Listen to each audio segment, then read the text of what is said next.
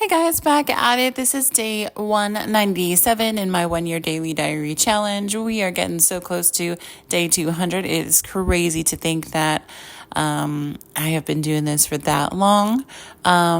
This daily diary challenge started with 100 days, and if you want more info on those first 100, pop back and listen in. If not, let's just get right into it. Day 197. So today is a Wednesday. Typically on Wednesdays, I'll go to my grandma's house, but it is a school day, so got my kids ready for school. Took my daughter first. It's chilly outside, so been defrosting the car and warming it up before we head out. And typically in the morning when I get my daughter ready, she'll come down, ask me to help her select outfit, choose between XYZ, help her with her hair, and then we're off. So in the morning, I typically do a few things just to get myself in the mode. In the morning when I wake up, I take the first 5 minutes before I get out of bed and do some empowering statements, mantras, just things to get myself in a positive mindset, a good state, and just kind of affirming my new beliefs. And because I could just open up my phone, look at social media, check my emails, get into that where it's kind of putting me in a stressor. So to take that first 5 minutes and put myself in a more uplifted, empowered state is much better. And I've had a lot of really great results from that.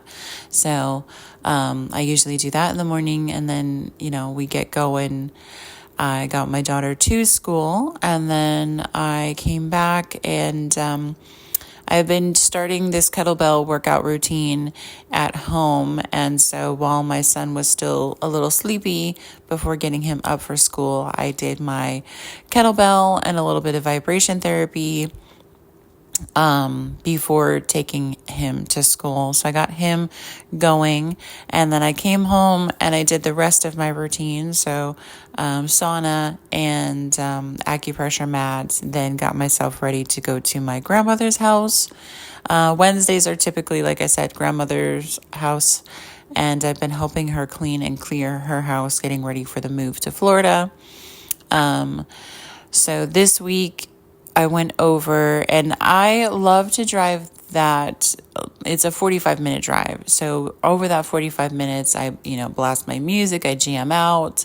I just have a really, a clear, it's a really nice back roads country, commute. So I do enjoy that. I enjoy just having that space to really I know where I'm going. I don't need the GPS. It's like I'm in a really awesome, just having fun with my drive state.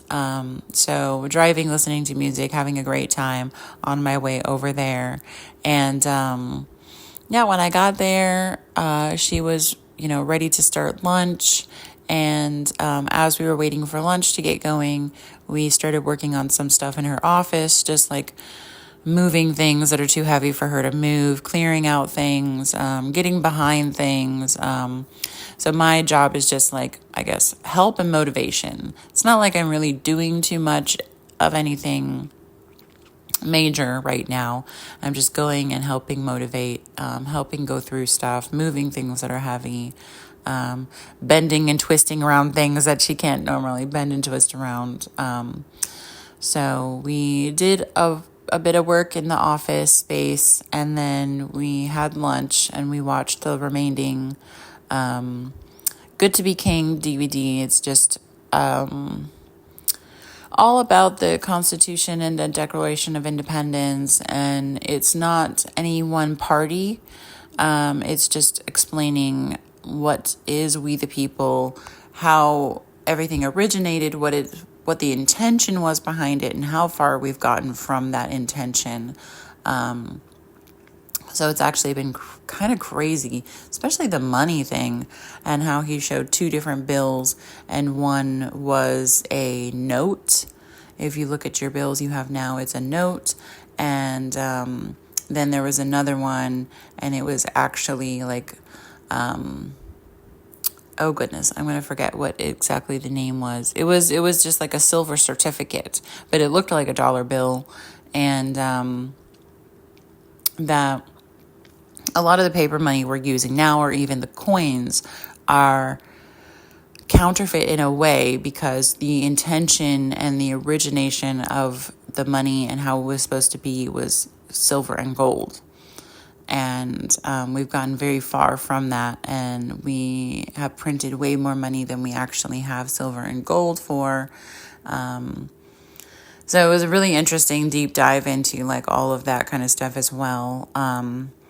So yeah, we watched that, and we had lunch, and we chatted a bit. I helped her also with a chicken water bowl. That's for outside. It's heated so that, in this cold temperatures, it's not freezing over, and she's not having to get out there and like chip away at the ice so that her chickens can have water. So I did a lot of help around the house, hung out, and I had to head out a little bit early because I had a dinner date. I had been talking to a guy who is from India by way of Canada, and then now here because of work. And it was one of those where he came across my feed as somebody who liked me, and I looked very intently at his profile, and I was like, why the hell not? I'm being more open to things outside of my normal type, or what I would think. So it's been really fun chatting with him over the last couple of days, maybe like even a week, and getting to know him that way, and then actually planning the date. And he was very, very quick to ask me out, and then ask for my number, and then ask, what dates and times, and he'll, find a spot. And so I really didn't have to do a lot of the work other than say, I'm available at this time. So that was really nice. And so I headed out for my grandma's. Traffic wasn't so bad. It was a nice drive again back. Got to the restaurant, waited for him to show up, and then he did. He really even let me know that he was going to be a little bit late before he was late, so that was nice. Very thoughtful and considerate. We got there, and he actually met me at my car, and we walked in together, and then it was definitely princess treatment, gentleman behavior, opening doors, pulling out chairs. Then we had a really great conversation. And it's great when you're like interacting so much, you're like not really looking at the menu, and you have to have the waiter come back a couple of times. So we went to a ramen spot, and it was really nice, and we both ordered, and then we continued our conversations, just talking about different things, and work and life and kids and relationships, and things that we like. Just because our text communications were not really super deep yet. So it was kind of nice to do that in person. And the ramen was really good, and we were hanging out for quite a while, and I noticed the time that I was going to have to, wrap it up and pick up the kids. So we did wrap up the date, and he walked me to my car. I gave him a really big hug, which felt really nice. He's taller than me, definitely. And opened my door so I could get in my car, and shut it, and waited for me to head out. Definitely, like I said, gentlemanly behavior, very thoughtful, and I made sure that when I got the kids and got home, I let him know, hey, I made it home. Thank you for the date. I had a really great time. I'd love to see you again. Or I didn't say it that way. I said, like, I can't wait for the next time. And so he immediately was like, well, let me know when you're available next so I can start planning. And I gave him some availability, and we've already set a time frame for that next meetup. And he's going to be planning something. And yeah, it's really exciting. It was just a really nice time. So I am looking forward to the next time. And like I said, this go around for dating, it's more of me enjoying other people's company, getting to know somebody, having that connection and authentic expression of who I am. So not holding back, not changing who I am just because I think this person might like it better, but being myself. And if they like it, great. If they don't, that's fine. But I'm just going to be true to who I am and just enjoy the time. So definitely vibes were good. And I think it's funny because I didn't get any like super sparks. I wasn't like melting in my chair. It wasn't that kind of thing, but it was a really fun time. And yeah, we'll just see how it goes over the next week of communication. And then when we get together for our next date. So I'm excited, and it was a fun time. I went to pick up my kids from their dad's house, and then we went home. So my daughter and I got back into Lost, kind of marathoning that while she was doing her homework, and my son just kept coming over, giving me hugs and snuggles, which was really cute and nice. And we all, wrapped it up a little later than normal, but that's fine. And it was, like I said, not a crazy day again, but there was a lot of stuff kind of packed in there.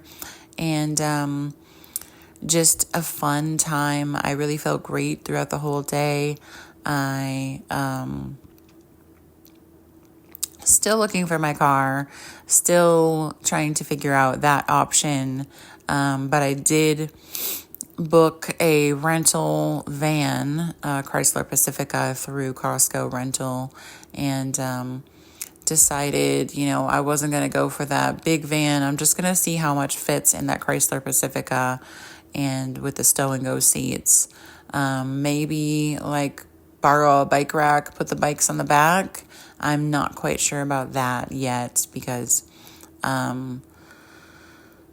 I've never driven something with bikes on the back like that. So, well, it's a work in progress. I'm going to see how I feel. But we are all set, and I am just going to be continuing to look for that new car, continuing to follow my excitement and get into this new era, this new year. Tomorrow is my birthday, so another year of life and just living on this planet here. And I think that's it. I love you guys. Thank you so much for supporting me by listening. Please subscribe, like, share, comment. Tell me what's on your mind or don't. It's cool. I do appreciate all the comments that do come through. So thank you so much, guys. I love you. Talk to you tomorrow. Peace.